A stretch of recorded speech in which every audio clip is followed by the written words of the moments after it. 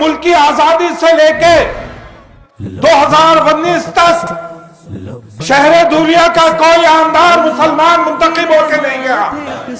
हमने मुल्क की आजादी से लेके कमोबेश 50 उम्मीदवारों को इन गयूर मुसलमानों ने वोट देके मुंतखब करके ताकत के साथ उनको विधानसभा में भेजा, ताकत के साथ दिल्ली भेजा।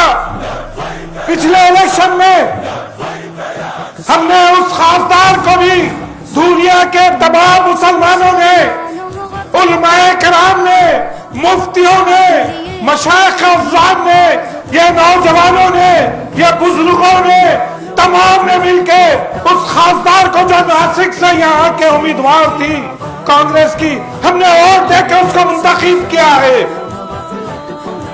अब अंदाजा लगाइए उसकी जीत में हमारा हिस्सा था। अखिलेश यादव को या शरद पवार को या अजीत पवार को या राहुल गांधी को या उद्धव ठाकरे को या बीजेपी के उन फिरका परस्तों को या शिवसेना के वो फिरका परस्तों को या बजरंग दल के वो फिरका परस्तों को ये बात हजम नहीं हो रही है कि डॉक्टर फारूक शाह दोबारा इस सरजमीन से मुंतखब होकर विधानसभा में ना जाए। और कहता है हिंदुस्तान में, भारत में रहना है तो वंदे मातरम कहना होगा, और जो नहीं कहेगा वो दूसरे देश को चले जाना। क्यों? आपके बाप का मुल्क है हिंदुस्तान।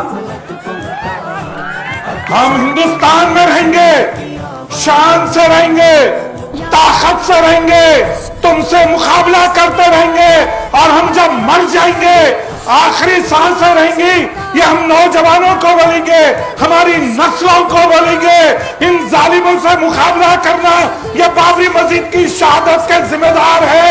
उद्धव ठाकरे का उम्मीदवार ये बाबरी मस्जिद की शहादत का उम्मीदवार, ये बाबरी मस्जिद की शहादत का जिम्मेदार है। हम हमारी नस्लों को बोल के जाएंगे और हम डरने और घबराने वाले नहीं हैं।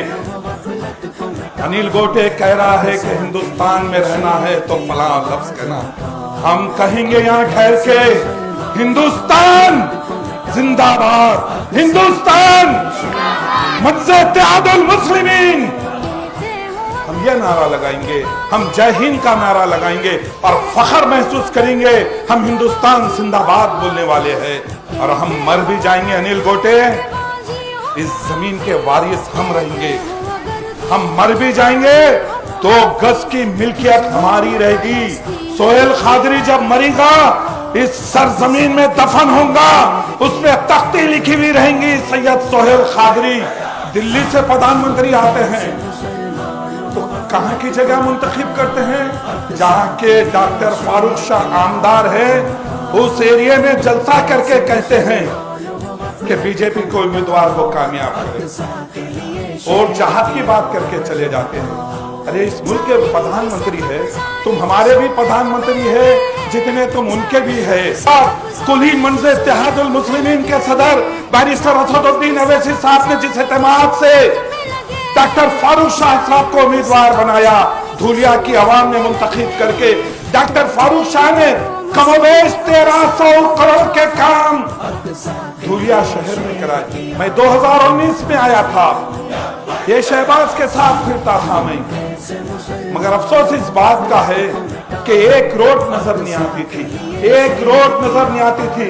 और आज मैं जिस गली में जाता हूँ अल्हम्दुलिल्लाह रोडों का एक बड़ा जाल फैला हुआ है। मज़्ज़-ए-इत्तेहादुल मुस्लिमीन के जाबाज सिपाही ने 1300 करोड़ पे, अनिल गोटे तुम जल्दी में 1300 करोड़ भी नहीं लिख सकते क्योंकि तुमसे गलती हो जाती। तुमने उतना काम कराया ही नहीं, तुमने कभी सोचे आई नहीं कि मैं आमदार हूं, मैं इस एरिया में कुछ तरक्याती काम कराऊं। अंदाजा लगाइए कि एक आमदार पिछले 75 साल में मुल्क की आजादी से लेके आज तक एक आमदार मुंतखब होता है। आज तमाम फिरका परस्त मुत्तहिद होके डॉक्टर फारूक शाह को हराने की कोशिश कर रही। मैं बड़े जिम्मेदारी से कह रहा हूँ, आपके ऊपर बड़ी जिम्मेदारी हो जाती है। मेरी पर्दा नशीन माए बहनों से कह रहा हूँ, मेरी आवाज जा जाते तक जारी। मैं उनसे इल्तिमास कर रहा हूँ कि जालिम ताकतें तुम पर मुसल्लत होने की कोशिश कर रहे हैं।